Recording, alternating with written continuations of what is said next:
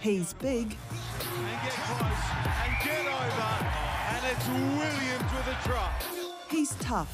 But how do you stop someone and something like this? It's a juggernaut. Tamaiti Williams making the big breakthrough. And it is Williams who gets it.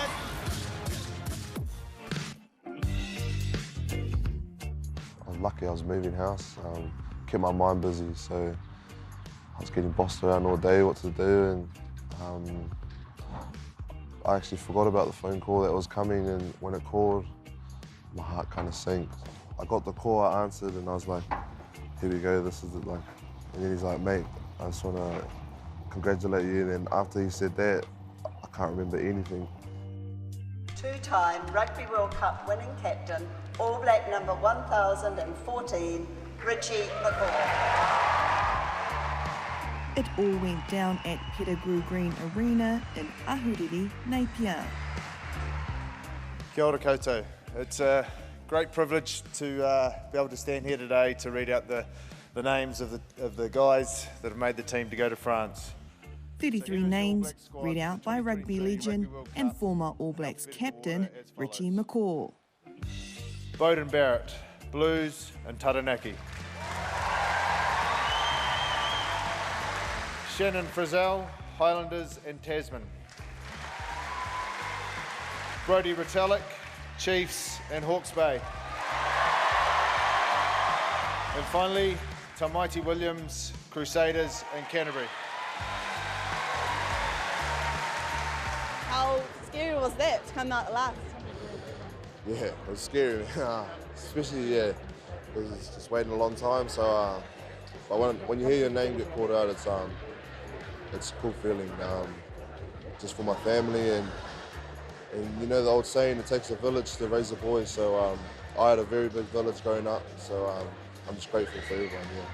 Well, he's a big man, but with that, you know, he's got the skill to get around the field, and you know, like at set piece time, you know, when you got a big man like that in the scrum and lifting the line out, like that's a real asset. And I was hugely impressed with what he did with the Crusaders this year, and that's obviously why he's been picked here. And yeah, I think having those sort of attributes and just that young excitement and raw energy, that's a huge, I guess, asset he's got, and he just needs to keep bringing that.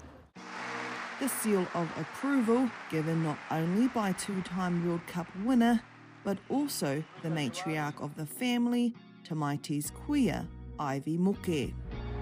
I had no doubt, put it that way, you know. I said from the very start, he's going to make it, he's going. And I had to be here for myself, you know, to hear his name and see it, you know. My nan's been there the whole day dot. She's lived with us, then she's moved away, lived with my auntie that was there, moved back with us. So to have her there, she's not someone that gets to be there all the time, because I live in Christchurch now, my parents up north, and she floats around the country, so to have her there was pretty special.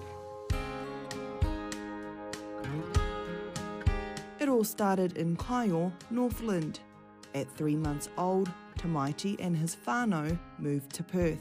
This is where Tamaiti played all sorts of sports, from AFL to basketball, rugby on Saturday, then league on Sunday. Both parents worked. His proud kuia did much of the parenting. I was raised in Western Australia, and yeah, they had to make a lot of sacrifices just for me to be here. I actually call my grandparents my parents sometimes, because that's what it took. Oh, I knew from when you were little, you know, he was just carving them up. I shouldn't say that, but they were, when he was playing over in Australia, you know, he was just running through them. But it was his dad that had the hard talk to him to pursue rugby seriously back in his home country of Aotearoa. When my dad told me we were moving back to New Zealand, if you want to give rugby a good crack, I said, oh, I hated the idea. I was like, no, this is my home, you know, but I talked about sacrifices, and he obviously had a vision that I couldn't see, and And when I got home, I guess I just had the right mentors around me, so I got a lot of opportunities. By 16, he and his whānau were back in Kaiō, and he was taken under the influence of his uncle and former All Black, Eric Rush. Rush through. Beautiful run by Rush. A great try for Eric Rush. A short stint at Kirikiri High School, then a scholarship recipient at St Kentigern College, he was a standout from the get-go. The Crusaders snapped him up in 2019, which led to the New Zealand under-20s, the Māori All Blacks, and now the big time. Yeah, no, it's always good to have young fellas. They bring a bit of enthusiasm and excitement, and you know, that's it's quite infectious. It sort of rubs off on the rest of the team too. So yeah, he's had a fantastic rugby season, and yeah, impressed with his couple of test matches. So it's pretty cool to see him get the opportunity to go to a World Cup. He's a big human being. I found that out during Super Rugby when he ran over the top of me, and he's got great skills for a prop as well. So it'll be awesome to see him get his chance, and no doubt, you know, going to your first World Cup or any World Cup is special.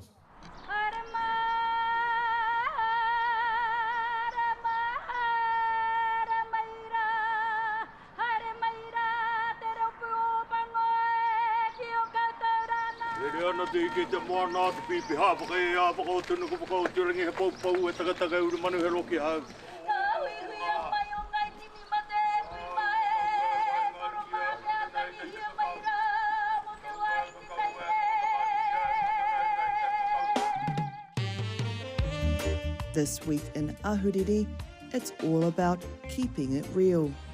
The All Blacks lending some muscle and moral support to the Tāngoio community that was badly hammered by Cyclone Gabrielle. When Tamaiti was a young boy with dreams of becoming an All Black, the last thing he would have thought of was laying down a hāngi and help clean up a flood-damaged marae. But that's exactly what he's been doing less than 24 hours after being named in the World Cup squad, and he's doing it as an All Black. Coming from a place, a small town,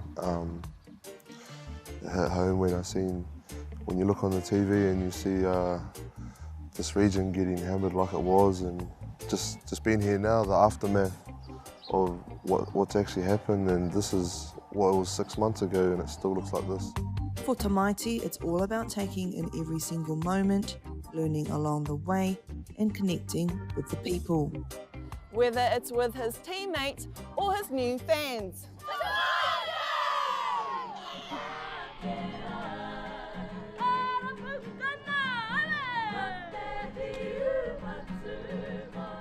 It's all about the people this year, the people of New Zealand, the people who support us, but like in particular these people that are going through hard times. And you know, a lot of New Zealand has had their hard times in the past, and unfortunately this place is going through its hard time, but we just wanted to let the people know that we support them. So yeah, and we know they support us, so we're just trying to repay the favour. So what's your goal for the World Cup? My goals are just to get better every day. Everyone knows what the goal is for us as a team. We're just trying to build our connections and get better every day, and take each day as it comes.